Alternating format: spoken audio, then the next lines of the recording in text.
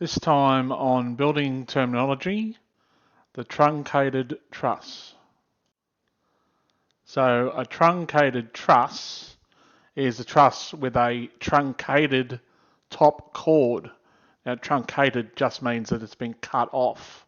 So you can see on these that the top of the truss has basically been cut off. And they're used at the hip end of a hip roof to allow the hip rafters to pass over the top of them and form an apex at the top of the roof. So again, back on our hip roof, to take away everything else, we have our truncated trusses. So we have a truncated truss here in front, and the one behind it is a truncated girder truss, because it's going to pick up the weight of all the jack trusses at the end of the roof.